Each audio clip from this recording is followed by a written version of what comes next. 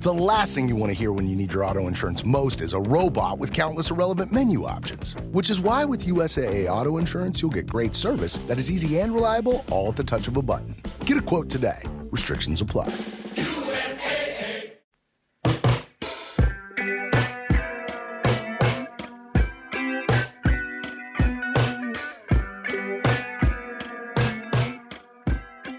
Can you hear me now? There. Perfect. Oh, super. That's so funny. Okay, good. Yeah, I was like, it's all muffled.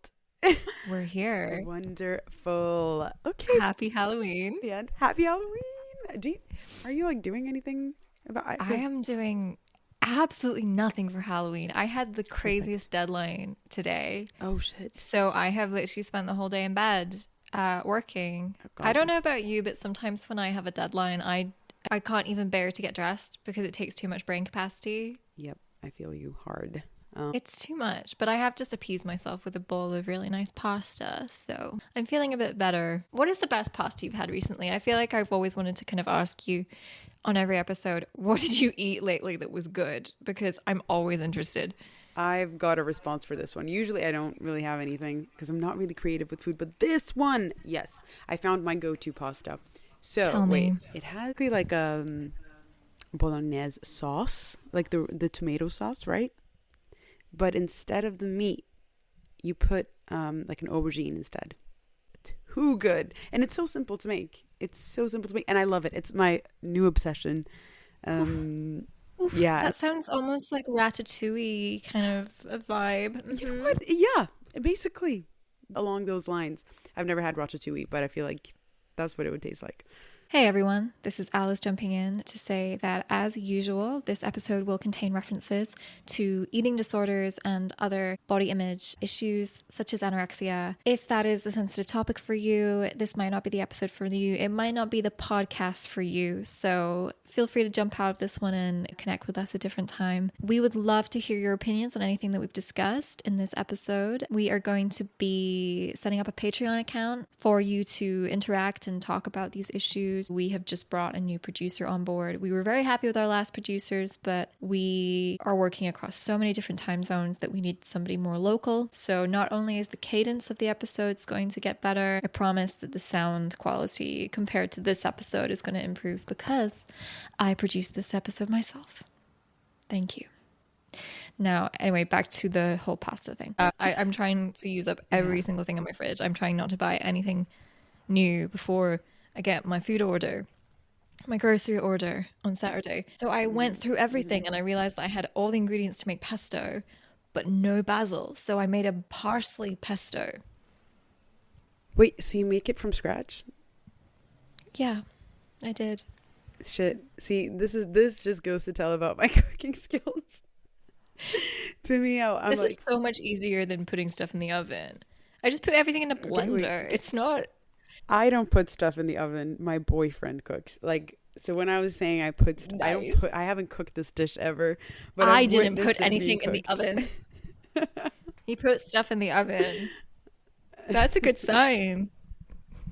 Maybe he'll be your baby daddy one day. Yeah, he's a great chef.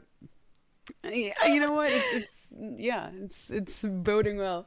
But yeah, so I'm not. But I should learn this myself. Like I can't rely on other people. You know, that's what I've done all my life. To cook food. I've just always had roommates. Mm-hmm. Yeah, always had roommates who love to cook. Living with my sister for a while, she loves to cook. And this reminds me of all of that content that's online at the moment from the kind of entrepreneur bros who are like, cooking just slows me down. Literally me. I don't go to the shops. I don't buy food. I don't cook. I just work. Anytime that I would be cooking, it would be eating into my working time. Ooh, I relate. Is that you, Maria? I feel seen. That is literally me. It's always the hustle, always the grind. That's all. It's on my mind. I remember feeling so repulsed by those videos. And then when I actually go to make food, I do think sometimes to myself, like, oh, I could just be banging out some more work right now.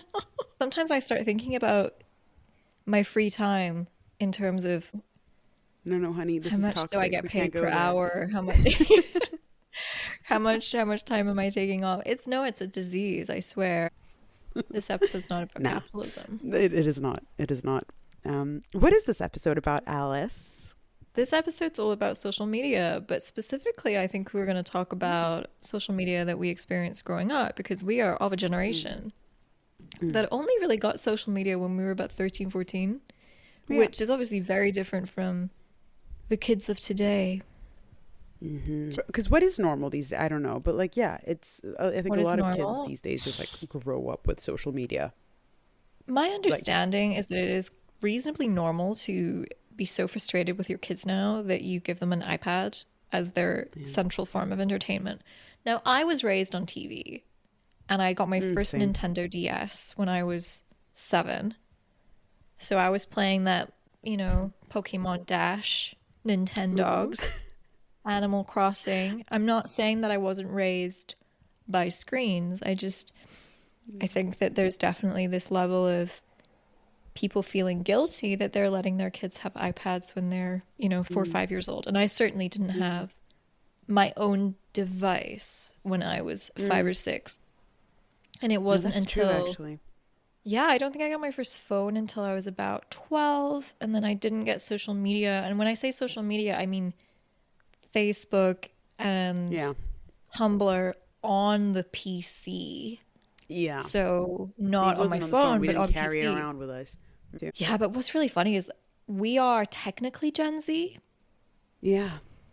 I hate to break it to I'm you. at the cusp. I'm at the cusp. You're Yes, we are within the cuspers. cusp. But yeah. But we're like old Gen Zs, so you know. We're geriatric Gen Zs, which is Geriatric. honestly, I'm so fine. If they don't want to understand me, fine. I don't care. I don't understand them. But will the millennials accept us? Yes, they've got to, because we have no other place. Honestly, I'm just too much of a people pleaser to be a Gen Z person. I get frustrated at my bosses, but I will still do what they say, you know. Oh shit! Yeah, the quiet quitting thing. Yeah, I wish. I aspire wish. to do that shit. But wait, no, don't post this. Do not. Oh yeah, this is. We aspire to be good, diligent workers who always turn in our work on time and never go on social media while we are working. But this is why LinkedIn is so good, because it's social media, but it's work. It's legitimate for work. Yeah, So but when you, I'm like- bored, I scroll through LinkedIn. I know, but I noticed. Like, I feel like you've mastered LinkedIn. I love haven't LinkedIn. gotten it yet. It's the social media that I'm the most popular on. Honestly. That is hilarious because I get updates like Alice posted this or reposted this on LinkedIn or whatever, and I'm like, damn, this girl, like you actually use LinkedIn for what it's like be used for. All I'm gonna say to anybody listening is that I have made more money from LinkedIn than I have from any other social media platform. Like legitimate You can make work, money like off being LinkedIn? hired for work. Yeah, so you don't get paid as a creator or anything. You're purely, think of it as just like a constant networking tool. But people know me in my sector because of that thing. Like we would have never hit the listeners that we hit for the first couple of episodes without LinkedIn, because like nobody else cares. I'm sleeping on LinkedIn. I Nobody am else literally cares sleeping that I on was launching a LinkedIn. podcast. I need to say, like, what's kind of like what I felt was like difficult with LinkedIn before, which kind of maybe put me a little bit off. This platform where basically everybody's like showing off their achievements, and to me, like for a while, especially when I just came out of university, didn't know what I was going to do with my life, didn't know what like prospects I had. That was kind of, it felt very disheartening at times. Oh yeah.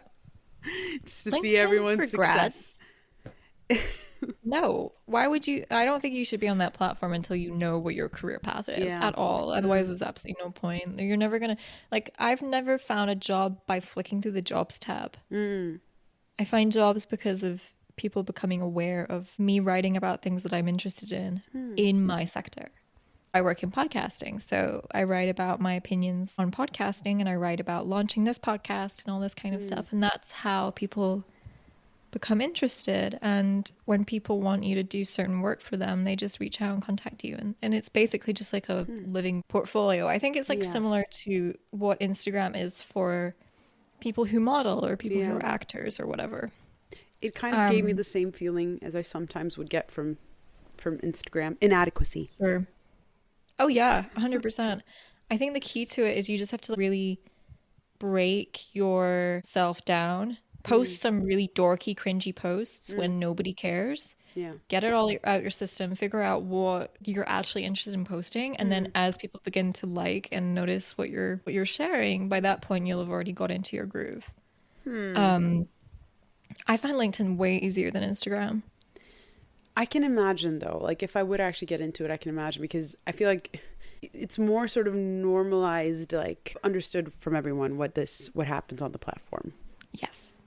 So I don't feel like I would feel as cringy posting on LinkedIn as I sometimes can feel with Instagram. But I'm generally self-aware a lot with social media, so I'm just that's just a me thing. Oh yeah, I hate posting on social media now because too many people follow me that I know. Yes, that's the thing. But don't know well enough, and are just the kind of people that I think we talked about this before. I'm just like waiting for them to judge me, which is really annoying.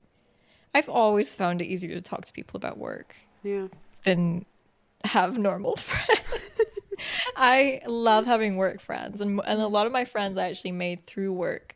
I don't know, man. If I'm gonna become queen of LinkedIn, I'm happy with that title. You're well on the way, honestly. I'm well on the way. I've had at least one viral post so far, so we'll see how it goes. Okay, girl. But if you found this podcast via LinkedIn, leave us 5 stars.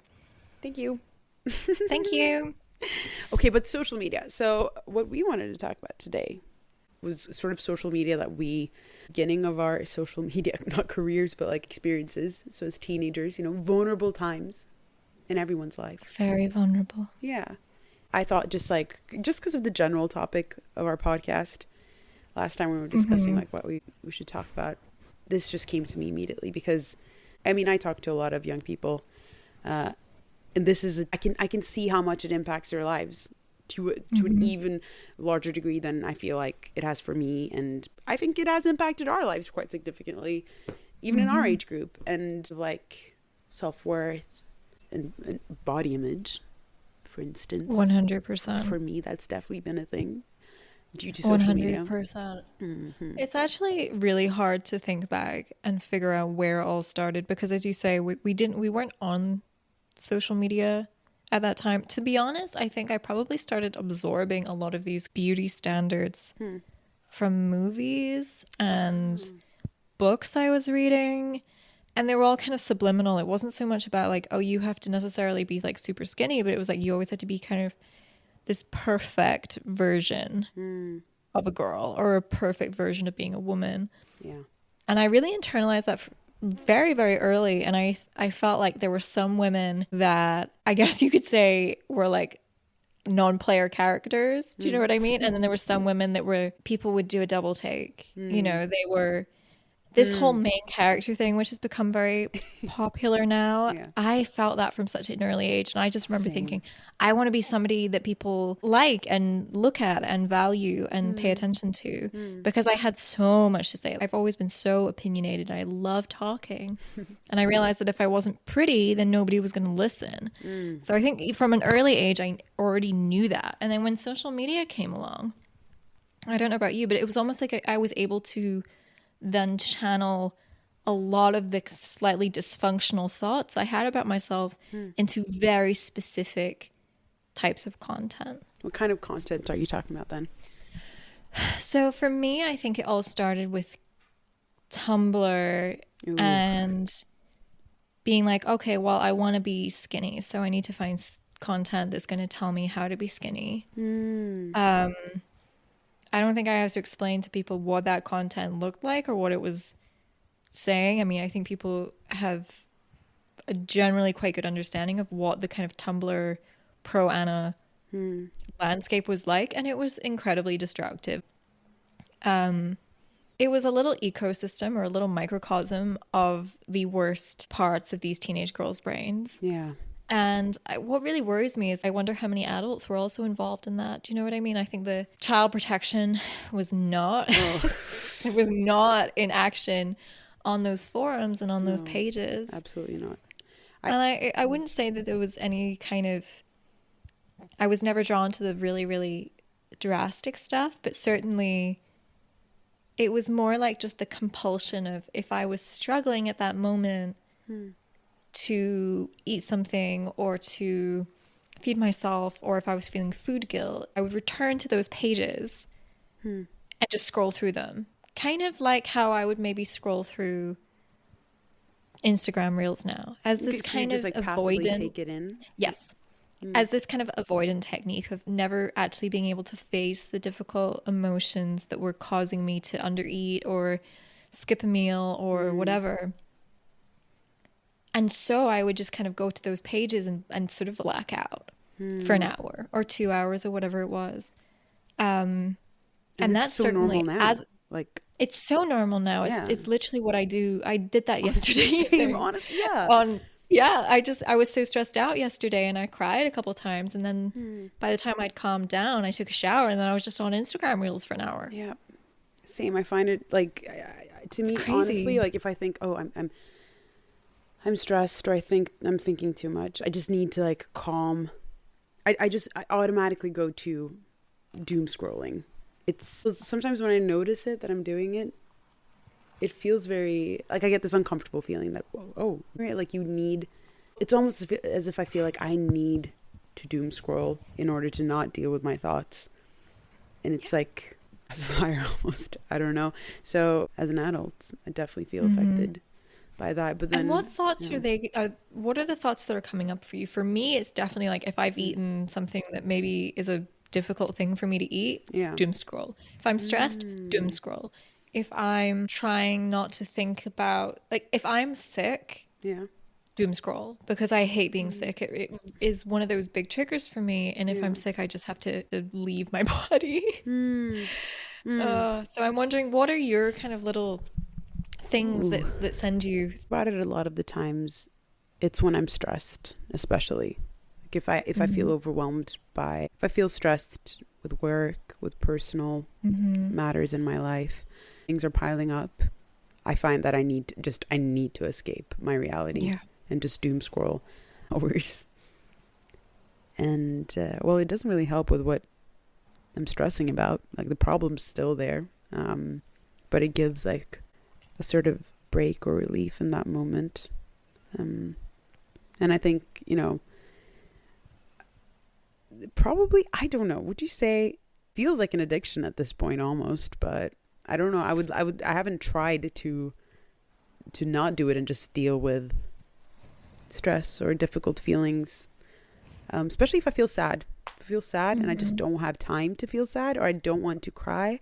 Yeah, that I notice that I go for like, oh, I need to see something funny on TikTok. I need to distract myself with. Well, that's such an interesting point, because it really raises the conversation about what is a habit and what is an addiction. For me, I would definitely say I've done a lot of experiments around this, and I would certainly say that for me, social media is a habit, because if I delete Instagram off my phone, and I don't have TikTok on my phone, I don't click on it and I don't do that type of thing. Occasionally, I might scroll through the news a bit more or check Vinted or something like that. Like definitely there is that habit of I want to look at something to pass the time, but certainly if I delete those algorithmic apps, I don't really miss it. That's interesting. It's That's as good soon news. as it's good. I mean, it's annoying because then obviously I can't respond to my friends as quickly and I sort of miss stuff. And I wouldn't say that my mental health is better if I'm not on them. Okay. Unless it's something to do with I've seen something on social media that's really stressing me out. The news has been so difficult for the last year and a half. Yeah. That sometimes, stuff on Instagram is really triggering. And I have turned my Instagram settings to like do not show me political content, because I absorb political content all the time. Like all of the podcasts I listen to are political from different ends of the spectrum. I read the news constantly. I cannot get politics from Instagram. It just really, it's the one thing that really triggers me. And I remember I was in a meeting at work a couple of weeks ago and they were delivering some really bad news and my anxiety went through the roof. And I remember thinking, my goodness, the intense anxiety in my chest right now is the same anxiety I get if I'm reading the comment section on a New York Times article Comment on sections, Instagram. though. It's too overwhelming. I It's can't too look much at the comment information. sections. Yeah. I agree. We don't always need to know everybody's first impressions of something. I truly believe that. And also, there's no way that people can get a clear idea of any sort of issue from a 30-second video. It's crazy. That's why podcasts are so great for political content, because they force you to engage with at least 30 minutes of some sort of discussion, right? Yeah. And it has time to introduce different points of view, etc., etc. I definitely agree, especially with political matters. I think for a while I thought, oh, this is so efficient. Like, I can, Sure, yeah. 30-second videos talking So about fast. like matters that I do care about, and I need, I don't always have time to get into it. But damn, like, That was it's Twitter, terrible. wasn't it? That Twitter was- started, they really started that. This But I whole, oh my God, loved everything. Twitter back in the day. Yeah. You can understand everything in 180 characters.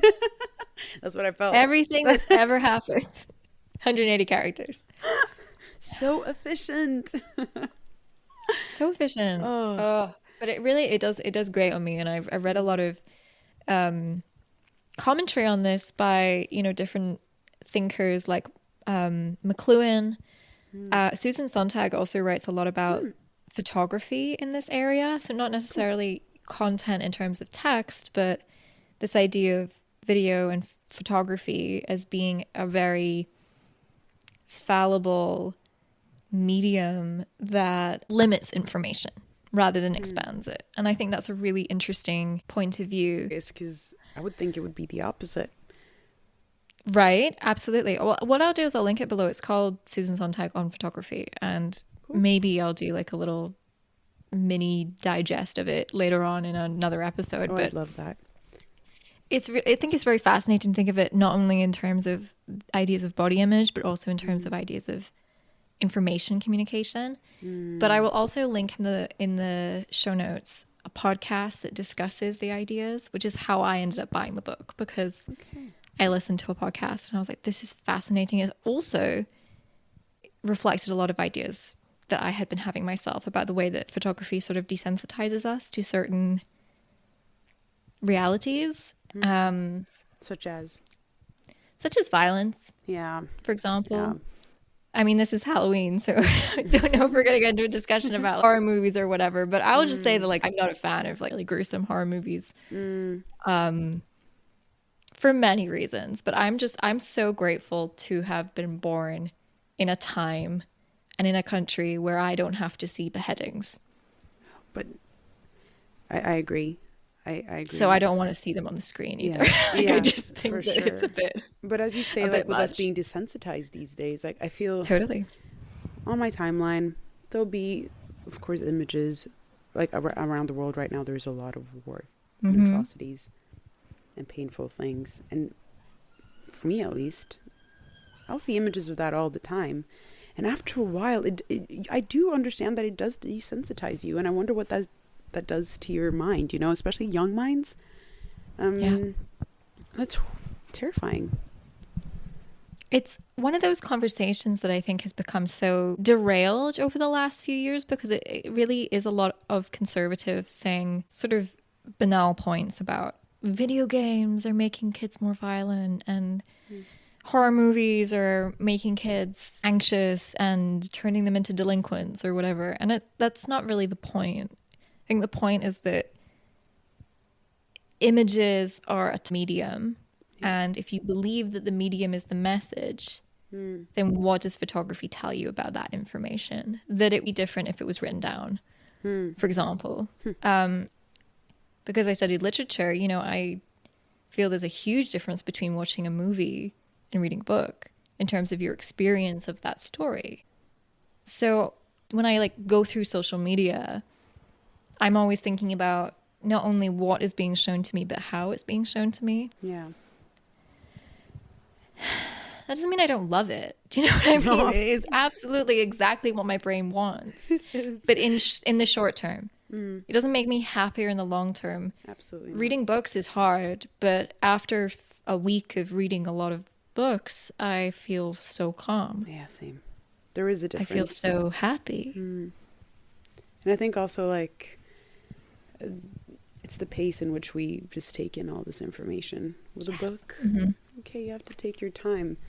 and take your time to process the information, and you're in it for longer. But these snippets, these images, brains have not developed to, I think, process all of that emotionally, at least, the way our technology has developed. So it's been sort of like scary to me that I noticed, which I don't understand the TikTok algorithm completely.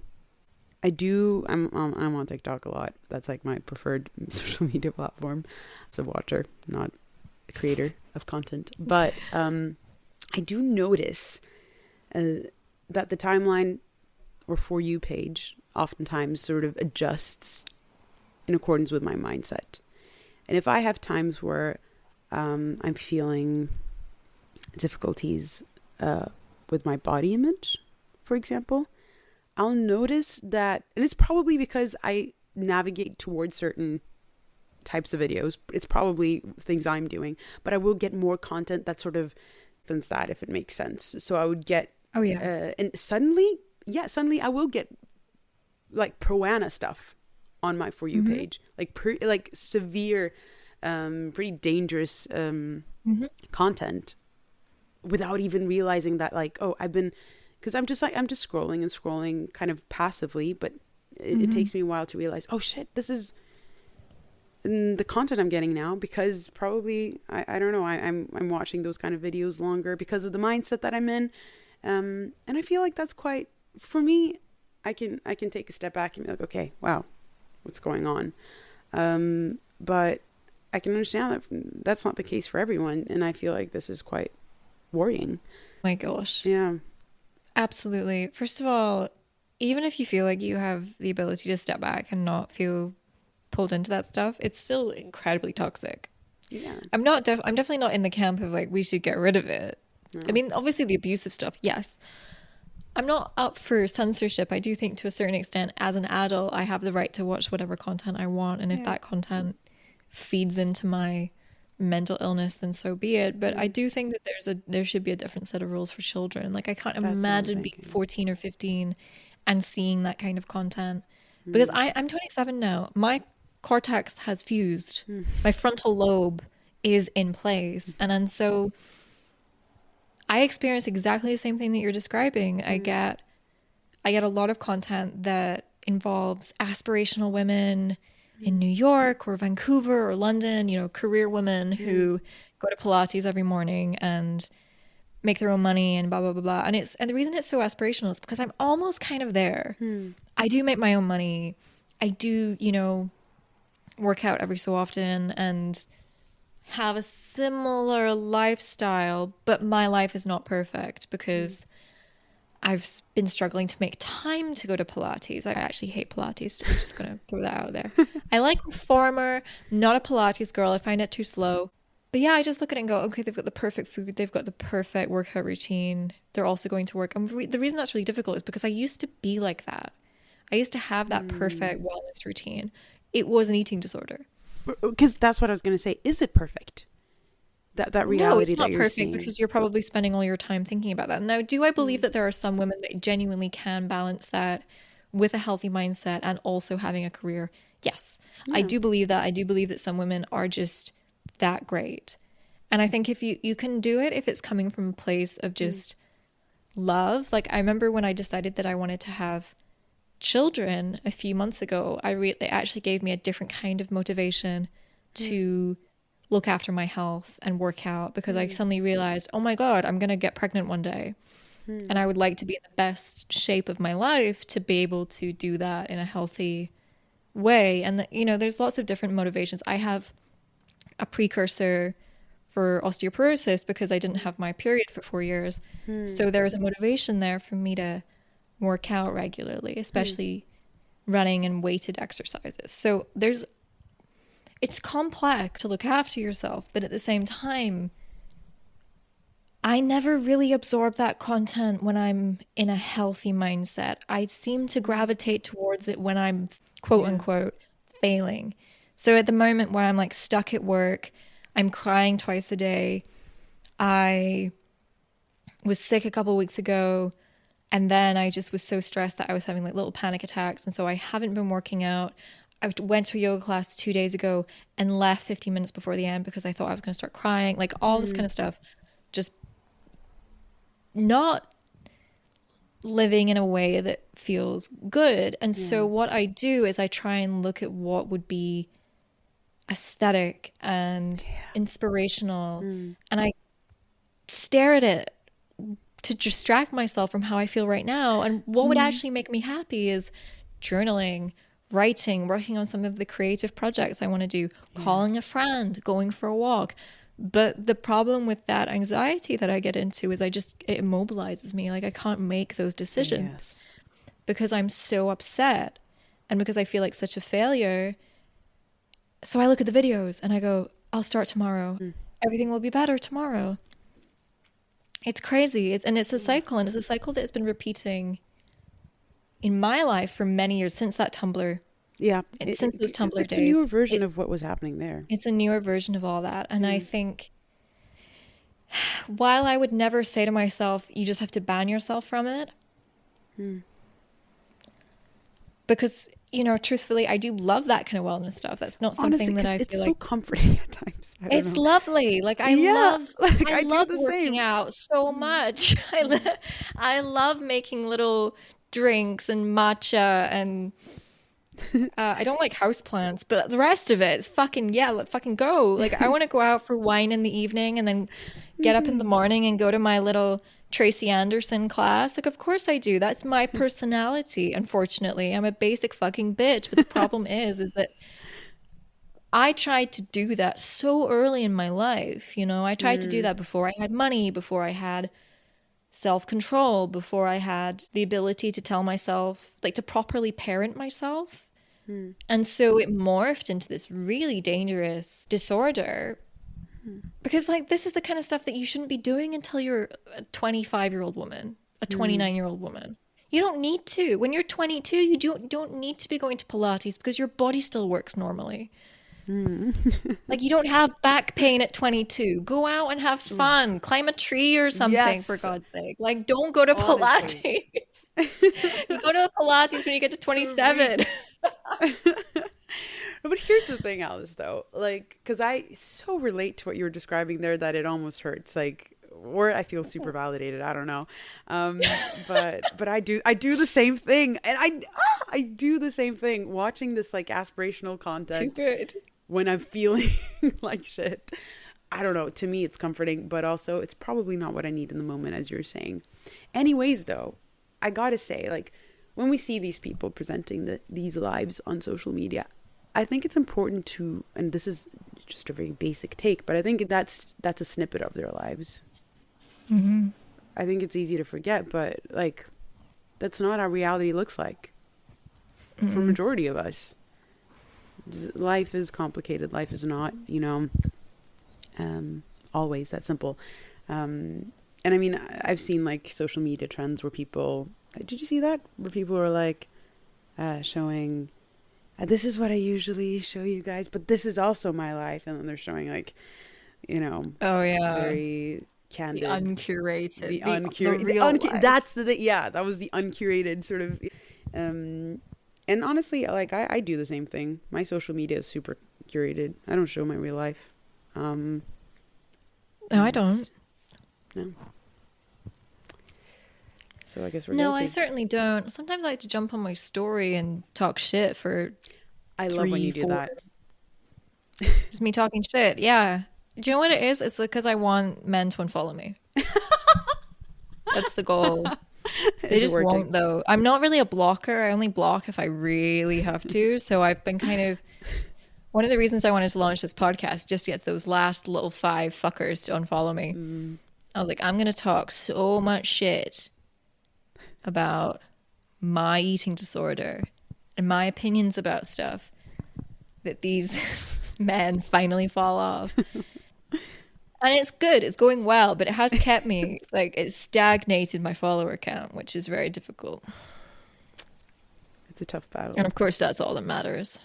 You will obviously plug our Instagrams in the comment, what's it called? The show notes is such amateur podcasting for me there. The fucking comments. No, The not comment the comment section. Well, don't go to the comment section. We already told you that's where Yeah, no comment section. that's where the shit is. Go to the show notes. It's where the gold is. Yeah. Oh, but truly, yeah, I don't know. I do realize that I'm definitely part of the problem, if you will. But are you, because you post stuff from your job? Well, yeah, that's true. Like, that's what I've chosen to do with my social media. I don't feel comfortable showing my true life. Just, I don't know. I used to feel a lot of pressure of sort of being present on social media and how you should be present, and you should be candid, but also like perfect. And that became like, that was too much for me. I couldn't do that. And I'm happy with that. I'm fine with that. So now for me, it's just something that I use for work, actually. And I'm fine with that. I feel content with that. But I'm still a very, very sort of avid user of social media by being a consumer. Yes. Yeah. And that is the thing. I see people lurking all the time. You know, the people that haven't posted in 6 months. That's me. Oh my God. That literally is me. They are always online. And Alice, okay. Why did you call me out like this? It's okay, Marie. That's okay. But I just want you to know that I know what you're doing. I know what you're doing. I'm so grateful for just the content because I'm creators out posting there. on my story talking shit about keep doing it. My lamp being broken doesn't mean that you're better than me, okay? But I so appreciate it. It makes me feel less lonely in this world. Isn't that like? Yeah. I don't know. I feel like, but that is sad. Sometimes I find that because of social media, I don't feel like I don't reach out as much to my friends. Like, I'll see 100%. your story and I'm like, oh yeah, I'm updated on Alice's life. 100%. Then, you know, which I think is sad because it's not true connection. I know. This is the issue, is that it's very good for being able to keep up with those people who you wouldn't reach out to. Yeah. Do you know what I mean? Like the amount of people I've been able to stay in touch with just because I comment on something on their story. Yes. I'm very interactive. I don't like to lurk. I like to be like sending likes and commenting and things like that. But the amount of people that are genuinely my close friends who sometimes I avoid them because I don't have time to answer their message right now. Oh shit, I just looked at their story. They're going to see that. And then I just go, well, now I'm going to have to mute their story. You get yourself into the stupidest knots. I have to say, all my good friends are kind of in the same boat as me. Yeah. Don't care about that stuff. Don't care about being left on red. Yeah, I'm good with Come that. back to it when you are obviously like, don't stand people up and stuff, but understanding that, you know, sometimes you just can't answer a message straight away. We need to normalize, because we don't need to normalize everything, but one thing I do think we need to normalize is just reading somebody's message and being like, I don't have a good answer right now. I could answer, but it would be like 50% of my capacity. Whereas if I wait a week and a half and come back to you, I'm going to have a fucking good answer for you. I'm going to have 3 100%. paragraphs. Oh, yeah. I might even have a voice note for you. Oh, yeah. Those are the best. I fucking love a good voice note. It's like a personal podcast. I love when you send voice notes. Thank you. That is the only thing that really unifies all my friends. When you all come to my wedding, you're all going to be standing around going, so what do you do? Oh, that's cool. What do you do? Oh, okay. Do you all also like voice notes? Yeah. Okay. I see why she's friends with us. That makes sense. That makes total sense. Because otherwise, I don't think you guys have anything in common. Which says a lot about you, I think. That's a good thing. Possibly. Possibly, yeah. I would love to make it sound like I'm extremely cosmopolitan, but honestly, sometimes I do feel like my friends are just the ones that wouldn't accept maybe as an answer. When I meet people, I go, hi, you seem really nice. I'm freaked out now. I'm going to disappear. And all of my close friends are the ones that went, come back. What are you doing? Why are you being so weird? Let's just go get a coffee and stop being so weird. I'm like, oh, okay. You are very relatable, okay. Alice. I feel very validated in this conversation. I gotta ask regarding social media. Do you ever feel, because you say that you've silenced political content on Instagram. I didn't know you could do that. That's pretty cool. Yes, you can. You can go into the settings and do it. It's any kind of content. So let me just try and do it here. So I'm going to go into my profile. I'm going to click on those 3 little lines at the top. And then I think you can just scroll down and go to suggested content. Yes. So if you go to suggested content, it brings up a menu that says content preferences. Okay. And you can choose what you're interested in, not interested in, specific words and phrases. So you can blacklist stuff. Okay. I could blacklist certain things like men. No, I'm kidding. That's a joke. I actually quite like men. They're fine. But then there's also sensitive content and political content. So I have limit political content for people that you don't follow activated. And then sensitive content I have on standard. I don't know what that means. Yeah, I was wondering, what is sensitive content? Isn't that subjective? I guess that just means violence and sex. I don't know. I'm just kind of guessing here. But I was pretty sure that there were 3 different levels of political content. I think they might have changed those settings. Because I had put it on, do not show me any fucking political content. I don't want to see it. You said none of that. I want to see absolutely 0% of that. Just because like Instagram is kind of my safe space, which is ironic because I then get pulled into all of this fitness Pilates bullshit, which is really dumb. Or the stuff that's getting me at the moment, face taping and making sure that my face doesn't age. Bro.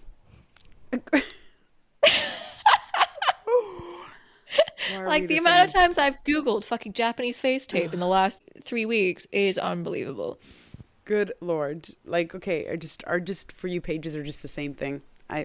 That's me. Maybe we're just very basic. I don't even know.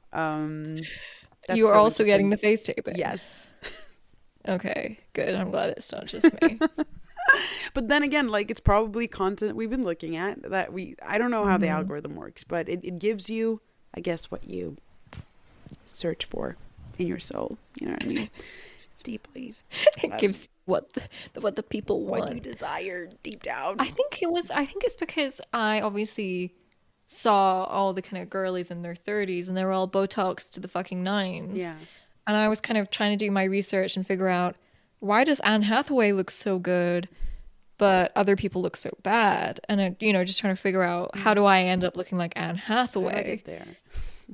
Than not the other people with the big puffy faces, and I think that is the journey that I went on, where I was like, okay, well, I guess I won't get Botox. I guess I'll get like collagen stimulators. And then I was like, oh, but that sounds also gross and expensive and blah, blah, blah, blah. And then you end up on gua sha, and then you end up on face taping.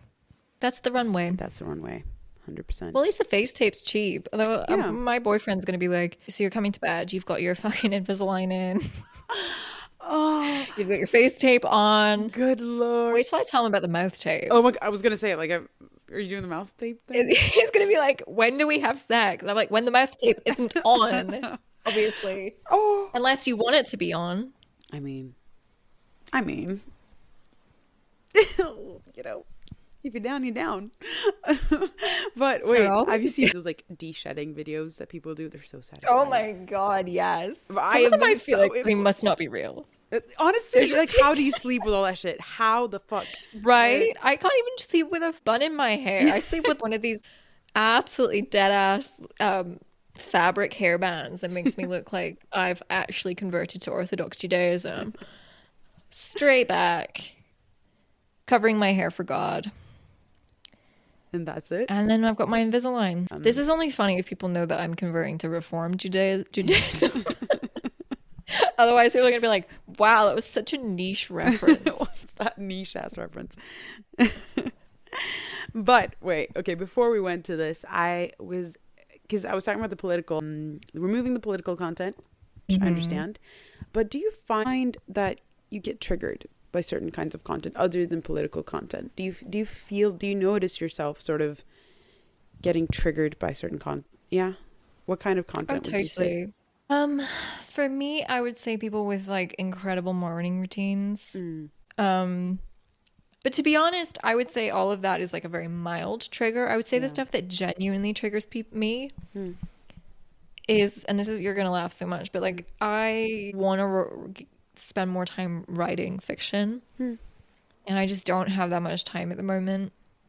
I could be making time. I could use the time that I would be scrolling to write, but I don't, because that would mean confronting my emotions instead of avoiding them. So when I'm scrolling, trying to avoid this emotion of like, maybe you should go back to writing, and then I see other people writing or book content, book talk stuff or whatever, I go, disgusting.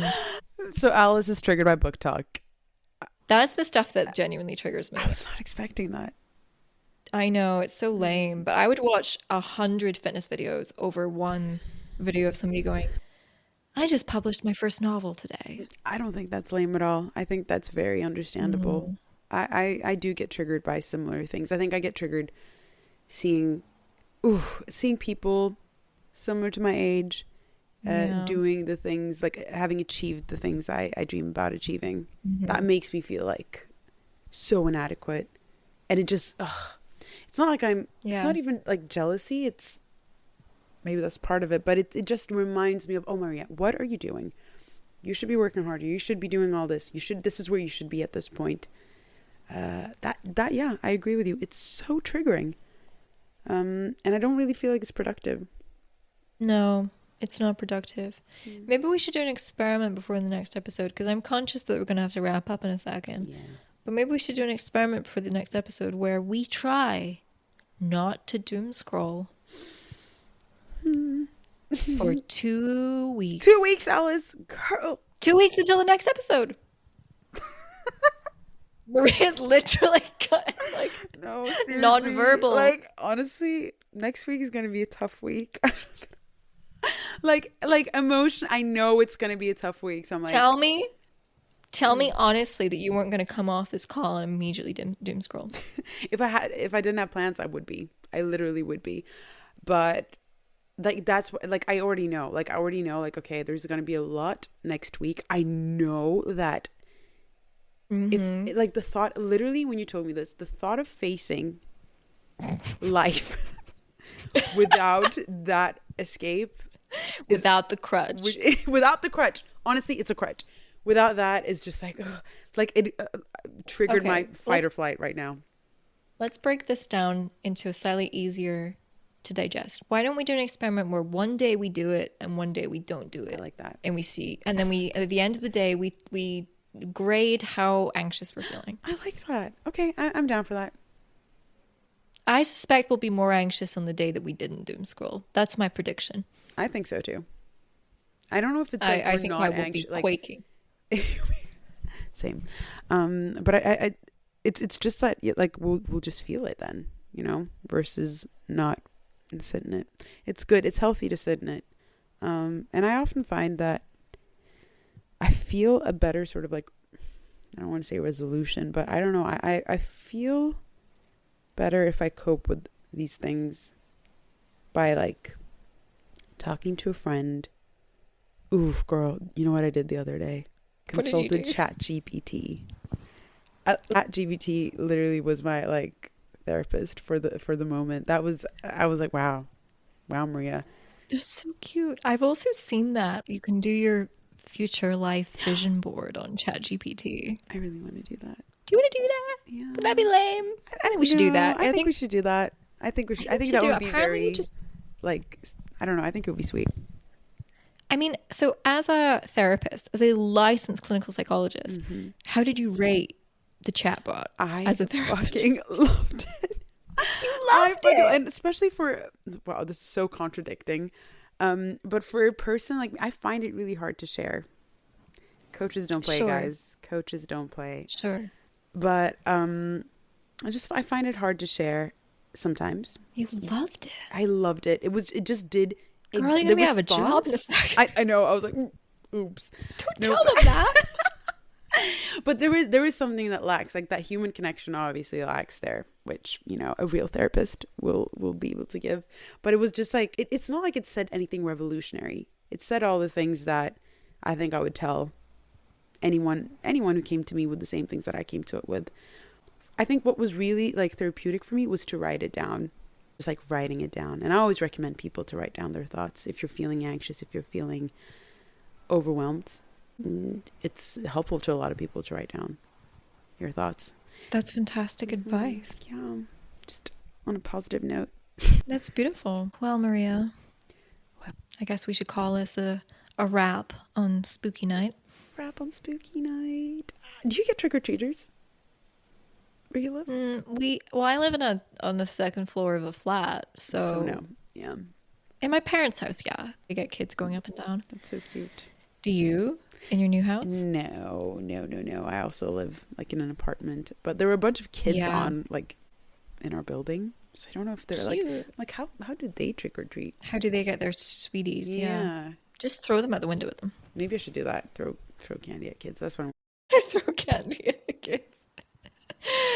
I would love to hear other people's opinions just on the things we talked about today, because I think everyone has their own experience with social media, and it is something that I think a lot of people relate to today, no matter what age. We can't be the only Pilates girlies obsessed with face tape. We're just not. We're not. We are very basic on that particular area, which I like that. I take pride in that. I'm fine with being basic. Absolutely. In a coming episode, I want to talk about wellness trends that we've tried and whether they worked or they didn't work. I've done everything. Yeah. I have done everything. Okay, I want to hear about your successes or the failures with them. Failures, 2 words for you. Celery juice. Well, crikey. You made it to the end of our first hour-long episode. If you liked this as much as you seem to, you will really enjoy our new Patreon. You can chat to us about any of the issues that we discussed in today's show. You can also ask us questions for our Q&A episodes. Maria will be doing her own Q&A episodes so that we can focus on our areas of expertise, hers being psychology, acting, being a cool bitch, mine being just a bitch, and not eating. So if any of those topics spark your curiosity, then you should definitely leave us some questions. As usual, we will have all the resources for today's episode in the show notes. So give us 5 stars if you enjoyed this, and we'll see you next week.